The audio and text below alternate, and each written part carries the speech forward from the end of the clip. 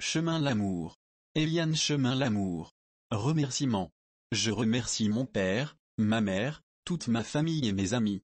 Une attention plus particulière pour la fille du bus vert, qui m'a encouragé, soutenu et accompagné tout au long de cette aventure, qui, sans elle, n'aurait pas été possible. Préface. Yannick, Elian, Joël, Michael, tranche de vie. Lien permanent entre le réel et l'irréel, entre le rêve et la réalité. Entre aujourd'hui et demain, entre hier et aujourd'hui. Entre l'histoire et le futur. Au départ, je pensais que Yannick allait nous faire un essai sur la vie politique. Mais, en réalité, il est allé bien au-delà. Voilà un ouvrage qui met en relief l'imagination de l'auteur, d'un être humain qui, de son vécu ou du vécu de l'autre, nous ramène à une réalité interrogative. Cet ouvrage, construit sur des tranches de vie vécues, relate des questionnements sur la vie. Après tout, c'est quoi la vie? Après tout, qui suis-je? Que sommes-nous? C'est cette capacité et cette force qu'ont l'ouvrage et l'auteur à nous faire nous interroger sur notre vie et le pourquoi de notre existence qui reste l'idée forte. Et qui reste l'ingéniosité de l'initiative. Voilà donc un concentré d'émotions partant et se fondant sur des moments de vie, des instants simples. Ce livre nous permet tout simplement de mettre en relief la définition même de notre existence.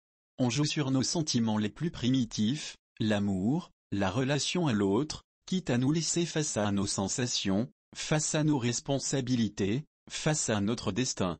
Je vous recommande donc de consacrer un instant de votre vie à la lecture d'un livre qui met en lumière des étapes que nous avons tout traversées et qui laisse mais qui nous permet de garder espoir car, en fait, il nous ramène à une relation basique à l'autre. Dans ce monde bien matérialiste, pourquoi tant de complications? Bonne lecture. Éric Fruteau. Avant-propos des faits et des personnages réels passés au tamis du romanesque, tel est le défi que l'auteur de ces lignes se propose de relever. Évocation d'une tranche de vie dans un espace-temps situé à la fin du XXe et au début du XXIe siècle. Si le pivot de l'histoire correspond à des vies de personnes réelles, il sert aussi de support d'étude pour étayer l'ébauche d'un essai d'explication rationnelle à des phénomènes et problématiques liés à la complexité des relations humaines qui sont les marqueurs de notre société. Ce roman ne vous laissera sûrement pas indifférent, car, là où il y a un comportement qui relève de l'ambiguïté, du calcul, voire du mystère, il y a forcément interpellation, questionnement, une parcelle de vérité à découvrir. Cet essai d'écriture est résolument tourné vers le concept du roman de passage. Bonne lecture. Tome 1. L'initiateur. Octobre 1995. Alors qu'il revenait d'un voyage, ayant se tenait sous sa varangue, quand, tout à coup, son téléphone se mit à sonner, dring. Dring. Il prit comme un automate le combiné et le porta à son oreille. Quelle ne fut pas sa surprise quand il entendit Michael, son ami, qu'il avait connu il y a très longtemps lors d'une mission d'infiltration en métropole. Je viens à la Réunion avec ma copine Joël et sa chienne Sally. Te serait-il possible de nous héberger pour quelque temps? Au fait, nous serons là dans un mois, le temps de quitter mon dernier boulot et de régler mes derniers contrats. Pour ne pas froisser son ami, ayant accepté volontiers de les héberger chez lui. Il se disait que, de toute façon, Michael trouverait facilement un boulot au vu de son parcours, et que leur compagnie lui changerait un peu les idées. En dépit de son acquiescement, ce coup de téléphone lui semblait étrange. Dans l'immédiat, tout en pensant qu'il avait un mois pour préparer l'installation même passagère de ses amis métropolitains dans leur maison, Elian ne pouvait s'empêcher de se remémorer la partie de sa vie passée dans le pays du froid, le temps de son service militaire, avec notamment cette célébration de l'abolition de l'esclavage à la Réunion. Trop bien arrosé, qui avait entraîné la perte de toutes ses options de permis de conduire, sauf elle, délivrée par l'armée. Tout était parti d'un épiphénomène, qui en entraîna un autre, puis plein d'autres encore. Un enchaînement quantique d'événements qui le mènerait jusqu'au moment où tout avait commencé. Un souvenir en entraînant un autre, tout y passa. Des souvenirs vivaces, bons et moins bons, suscités par l'évocation du pays originaire de ses hôtes attendus. Chapitre. Il arrivait, le jour J arriva. Il était exactement 8 heures du matin quand Jean-Alain, le cousin d'Elian, passa chez lui. Ayant, dépêche-toi, on va être en retard, j'arrive.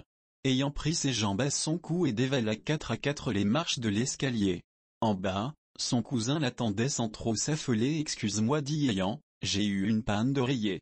Tu sais, à force de faire la fête, On finit par perdre la notion du temps. Il prit sa voiture, suivi de son cousin, et se lança alors en direction de l'aéroport.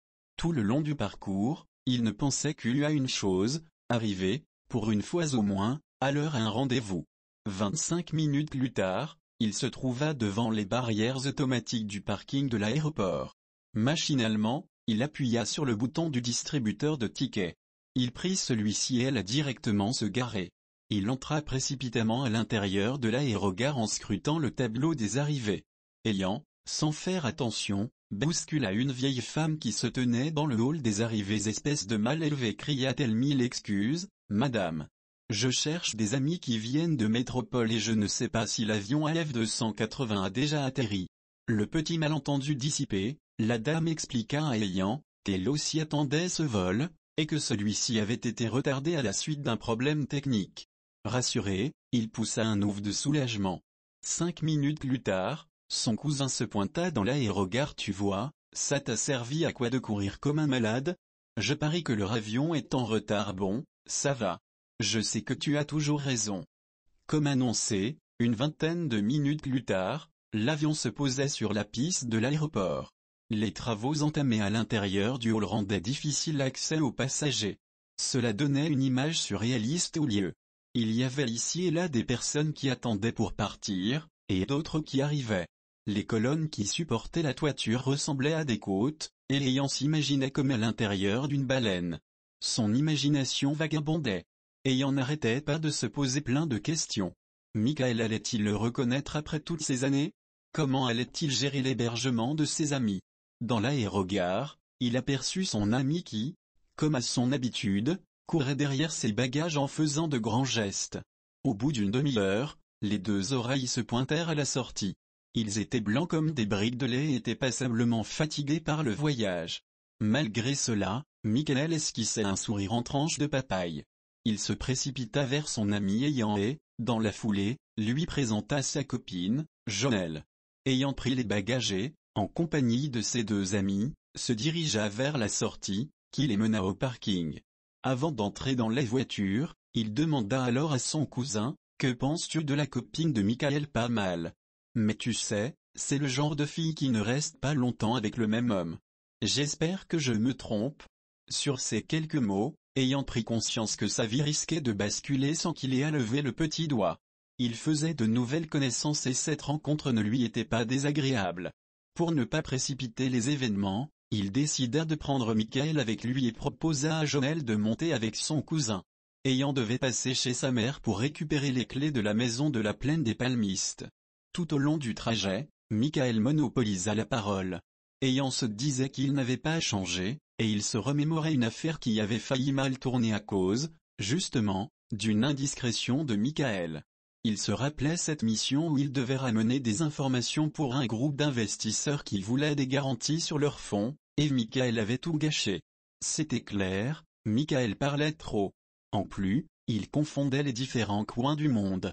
Ainsi, pour lui, la Réunion se trouvait du côté des Antilles, et jamais il n'aurait pensé qu'il fallait descendre vers le sud pour venir ici. Au bout d'une trentaine de minutes, Ayant et ses amis arrivèrent à Saint-André.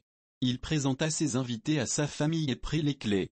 Après avoir traversé Saint-André et Saint-Benoît à une allure soutenue, la voiture, plus sollicitée, emprunta une route sinueuse le long de laquelle se dressaient des montagnes hérissées de pics vertigineux qui semblaient vouloir barrer la circulation. 40 minutes plus tard, ils se retrouvèrent devant sa maison à la plaine des palmistes. C'était une petite case en bois sous tôle, construite à la traditionnelle, avec 4 espaces communicants. Ce n'est pas un château, mais le climat est excellent. Vous allez vous y plaire. Ayant, c'est déjà sympa que tu nous héberges. Nous te remercions. Tu sais, les amis, ça sert à ça. Tu m'as dit que tu allais te mettre très rapidement au travail.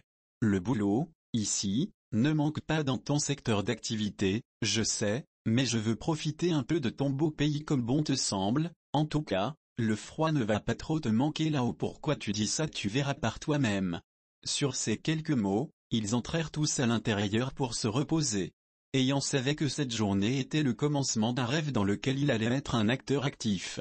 Il prit conscience que sa vie était enfin destinée à un but dont lui-même ne connaissait pas les tenants et les aboutissants.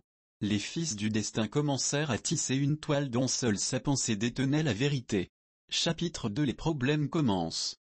Cela faisait déjà 3 jours qu'ayant hébergé ses amis et il ne pouvait s'empêcher de se poser quelques questions.